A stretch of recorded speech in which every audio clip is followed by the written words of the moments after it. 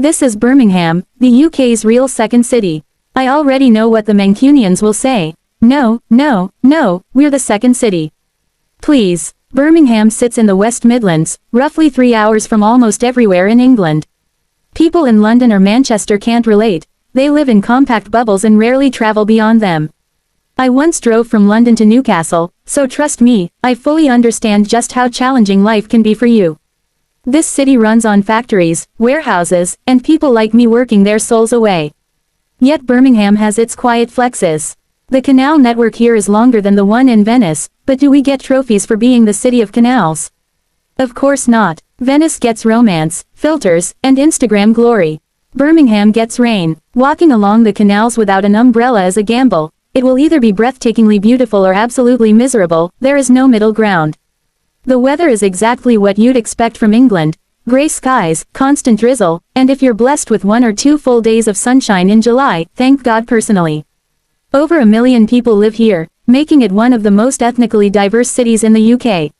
Large communities include South Asians, mostly Pakistanis, Indians, and Bangladeshis, West Africans, particularly Nigerians and Ghanaians, and Caribbean communities, especially Jamaicans. Population density sits around 4,200 people per square kilometer. That might sound crowded, but let's be honest, London sits at about 5,700, and Manchester around 4,600. We actually have a bit more breathing room. About 40% of the population is under 30. A young city is great, until you see how some of these people drive. Car insurance here is criminal. When I lived in Alum Rock, I was quoted £6,000 to insure a £2,000 Vauxhall Corsa, clean driving record, and that was before the recent price hikes. Birmingham is also an education powerhouse. University of Birmingham and Aston University sit within 15 minutes of each other, pulling students from all over the world chasing a piece of British education. Football-wise, the West Midlands' biggest club lives here. Aston Villa stands miles ahead in success. The other club, the one in blue, still hasn't found its footing. Sack the manager, hire a new one, raise hopes, underperform, sack again. Rinse and repeat. At least they have the courage to sack their managers, unlike a certain red club in Manchester that thought their bargain bin Guardiola could work miracles. All he did was blame the players. Eventually they got rid of him, only to jump straight from the frying pan into the fire. Nightlife here is interesting. If you value feeling safe, Digbeth at night isn't for you. I've been there alone countless times without issues, probably because I look intimidating myself.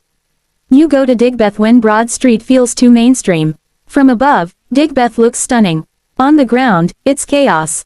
You'll either love it or hate it. Whatever you do, don't drive to Digbeth for a night out.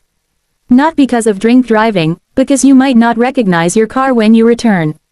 Broad Street is the heart of Birmingham's nightlife, packed with some of the best clubs in the Midlands. Even if you don't step inside one, just walking down the street is electric. Follow it far enough and you'll reach the Birmingham Library, one of the largest in the UK. Next to it is Centenary Square, full of modern architecture that honestly makes me laugh every time I see it. I know you're thinking the same thing. The ICC and Symphony Hall are apparently great, according to Google. Personally, they do nothing for me. Canal boat rides cost about £10 and move at the pace of regret. Nearby is the National Sea Life Centre. I've never been inside. Friends say it's beautiful. I'll take their word for it. Transport links in Birmingham are solid. Buses reach every corner of the city and run frequently, though delays can be brutal. Brummies respect personal space to a fault. Even on a packed bus, you might get an entire bench to yourself because people would rather stand than sit next to you. Public transport is generally safe, though some routes have reputations. The 50 bus isn't exactly loved. The X22 was voted worse, but I'd personally give the crown to the 97, home to the angriest bus drivers in existence. The cheapest way to see Birmingham is the number 11 bus. Good luck seeing it on time. It won't take you through tourist hotspots, but you'll circle the entire city. There's a saying that the areas to avoid in Birmingham are Birmingham itself. Usually said by people who arrive at Digbeth coach station, walk to an Airbnb near Alcester Street, see a few massage parlors, and think they've cracked the city.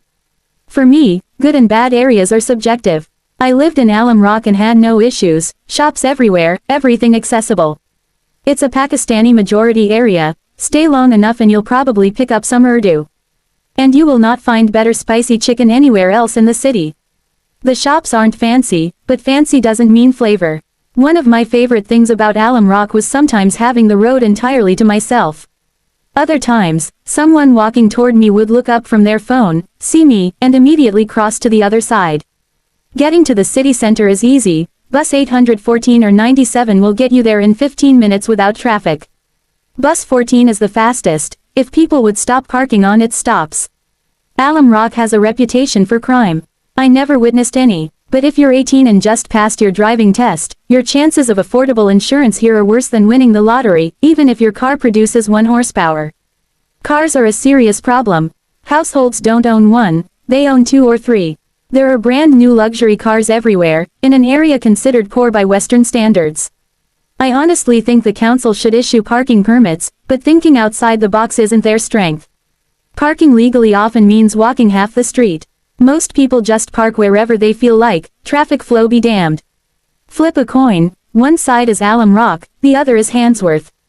Different flavors, same chaos.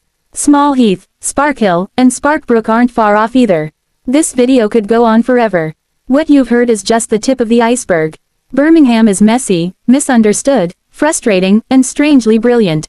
And if it doesn't look like Birmingham, doesn't feel like Birmingham, but Chuck Norris says it's Birmingham, then it's Birmingham.